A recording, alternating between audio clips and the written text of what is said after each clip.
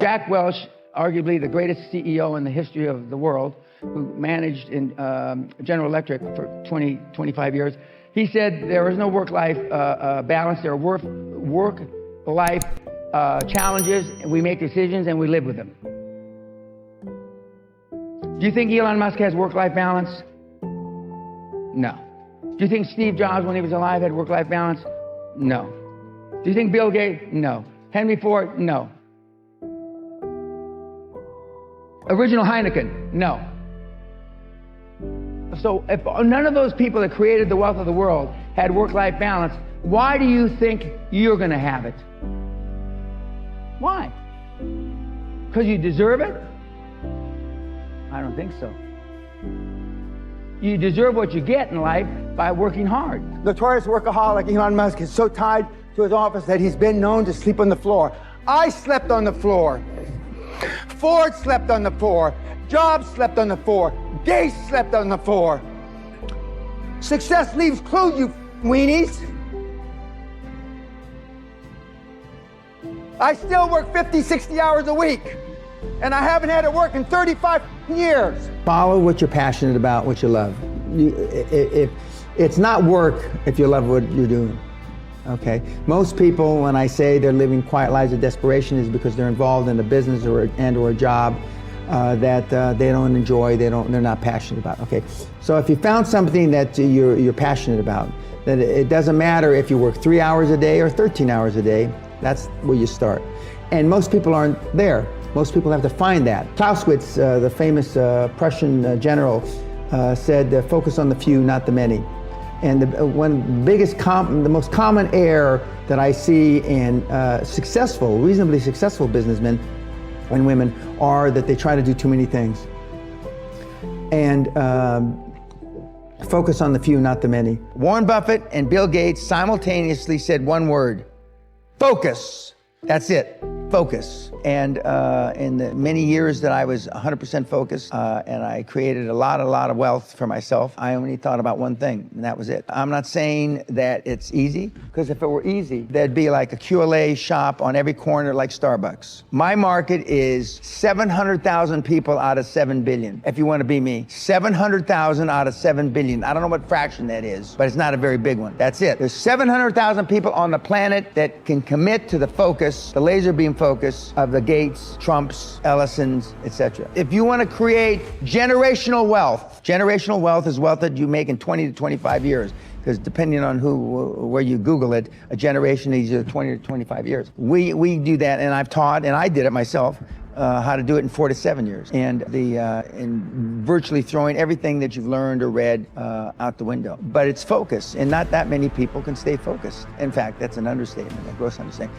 Hardly anybody can stay focused. Unless we build the right foundation, I mean, the house will be wobbly, and it'll be, we got to build the right foundation. And for the most part, most people in this room and most people listening on YouTube have to come to the realization, as sad as it is, that you have pissed, you have urinated heretofore up until this morning, your entire life down a hole. Very simple. That's it. If you want to create massive wealth. If you just want to be a happy, slappy housewife from Dundee, or a happy, slappy bimbo from Toronto, or a happy, slappy guy who goes to the Little League games in Mesa, Arizona, then that's okay. But if you want to create some money, and money's not everything. But if you don't think money can buy happiness, you don't know where to shop. You can get money and then go save the world.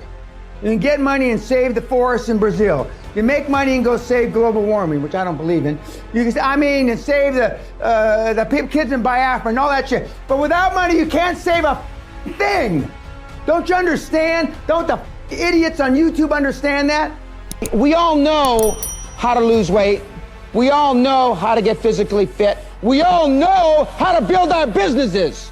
I can go to the Yellow Pages today and pick out any business that's in this room, and I can find somebody that's beating your brains out. I don't care what you do. And as some of you have heard me say, but I'm going to say it again because it's important. For this example, again, we all have 100 IQ. For some of you, I'm giving you some. For some, I'm taking away some. We all know nobody can have 10 times our IQ. Well, then why the hell do people make 10 times more than we do, 1,000 times more than we do? Why? Because they think and dream bigger than we do. High performance people have high expectations, not average expectations. Prayer is great. Contemplation is great. But if you don't take action, action, action, all the rest is wasted. And what the kids today have trouble with, they connote reading a book to taking action. And I'm not saying you shouldn't read, because I've read the classics, I've read Shakespeare and all that stuff. But it's not taking action. Taking action is pulling the trigger, going out and making something happen. And even if you fail. Most of you have not attained material wealth because you've stayed in your comfort zone. Every family has an aunt, an uncle, a grandfather that went out and lost a family fortune, right? Uncle Harry, crazy Harry, he lost 20,000, 50,000, a million, whatever the number is. Well, that resonates in you, in your brain, your little pea brain. And then you hear another one. Your roommate in college, he's got an Uncle Harry. So pretty soon, the only input that you have is people losing their family fortune. That affects you, i.e., you then live within your comfort zone, i.e., you don't take risks. A turtle can only move forward when it sticks its head and its feet out. And when it sticks its head and its feet out, it's most vulnerable, right? Biggest risk. Most of you have lived a bubble-wrapped life. Most of you have been risk-averse. Why you are where you are? Because you just didn't do it. You didn't want to make a mistake. You got a mortgage. You got 2 ex-wives. You got a 15-year-old daughter who's pregnant. Your dad's got Alzheimer's. Your mother's got emphysema, spitting up blood. I can go on and on and on and on. But the bottom line is, if you had 15 years ago, you had just done it. 10 years ago, you had just done it. 5 years ago, if you had just done it. 6 months ago, if you just done it, you probably wouldn't be in the position you're in now. So I'm saying no matter what your age is, it's still time to just go out and do it. Just go out and do it. What are you going to tell your children? What are you going to tell your grandchildren? 20 years from now, Daddy, Grandpa, what were you doing during the greatest transformation of wealth in the history of the planet? Other than having your thumb up your ass. What are you going to tell them? Oh, I was thinking about it. I was spreadsheeting it. I am a world-class eulogy giver. And every single person I've buried, I normally go to see them. Normally they ask me before they die. I go and I say, well, what do you want me to say? And they always say, oh, I'm sorry for it. I didn't take this risk. I didn't do this. I didn't do that. Not that I missed my son's wedding. Not that I missed my 3rd grandchild's birth. All that sloppy, soppy shit. It's the risk they didn't take.